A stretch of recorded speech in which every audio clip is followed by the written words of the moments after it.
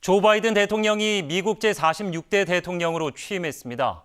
이 바이든 대통령은 취임 연설에서 분열된 미국을 하나로 모아야 한다며 통합을 강조했습니다. 트럼프 전 대통령은 이른바 셀프 환송식을 하며 취임식에 앞서 백악관을 떠났습니다. 첫 소식 이동민 기자입니다. Preserve, protect, and defend the Constitution of the United States. the Constitution of the United States. So help you God. So help me God. Congratulations, Mr. President.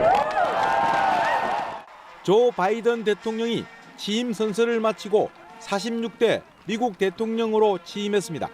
바이든 대통령은 취임사를 통해 미국의 화합과 단합을 호소했습니다. Today, on this January day, my whole soul is in this. Bringing America together, uniting our people, uniting our nation. 또 역사와 희망의 날이라면서 민주주의가 이겼다고 밝혔습니다.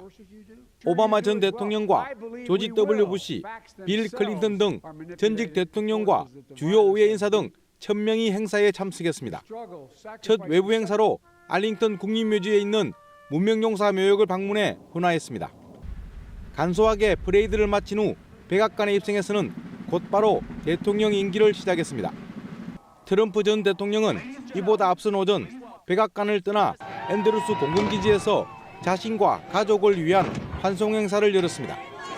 차기 행정부의 성공을 기원한다면서도 중앙 경계에 언제든 복귀할 것임을 시사했습니다.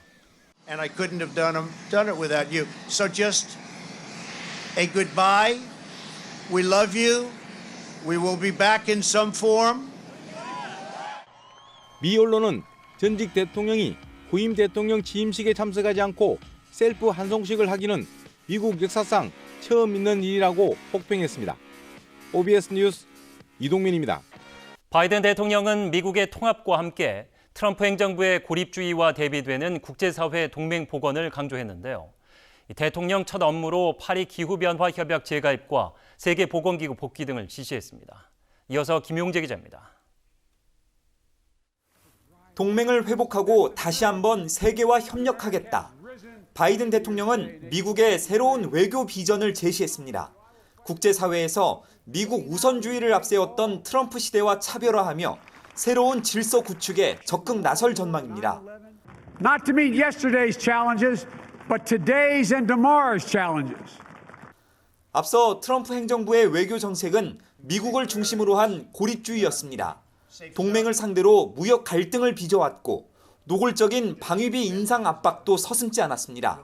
반면 바이든은 트럼프 시대 고립주의를 끊어내고 미국의 주도적 역할을 기반으로 한 다자주의와 동맹 복원에 본격 나설 것으로 관측됩니다. 이미 트럼프 지우기는 시작됐습니다. 바이든 대통령은 업무 시작과 함께 15건의 행정 조치 등 모두 17건의 서류에 서명했습니다. 우선 미국이 탈퇴한 파리 기후 변화 협약에 재가입하기 위한 절차를 시작했습니다. 세계보건기구 WHO 탈퇴 절차 중단도 지시했습니다. 일부 무슬림 국가 입국 금지 조치와 함께 멕시코 국경 장벽 건설을 위한 비상사태 선포도 철회했습니다. 모두 트럼프 전 대통령이 논란을 무릅쓰고 밀어붙인 정책들입니다.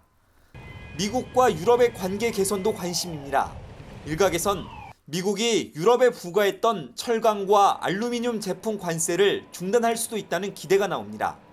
다만 구글과 아마존 등 미국의 IT 대기업을 겨냥한 EU의 디지털세 분쟁 등은 걸림돌이 될 가능성이 있습니다. OBS 뉴스 김용재입니다. 바이든 행정부 출범으로 우리에게 가장 큰 관심은 남북미 관계입니다. 이 취임 연설에서 동맹 강화를 강조했듯이 한미 동맹은 강화되겠지만 북미 관계 진전은 변수가 많을 것이라는 게 대체적인 전망입니다. 최진만 기자입니다. 바이든 신임 미국 대통령은 전임 트럼프 대통령과 달리 동맹의 가치를 중시할 것으로 보입니다.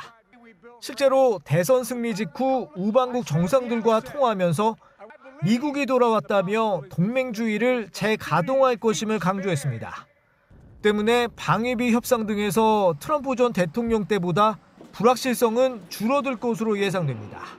한국 정부는 여러모로 이 가치 지향이나 정책 기조에서 유사한 점들이 있고 또 이른바 이제 코드가 같다고 느껴지는 부분들이 있기 때문에 하지만 북한 문제는 그리 녹록치 않아 보입니다.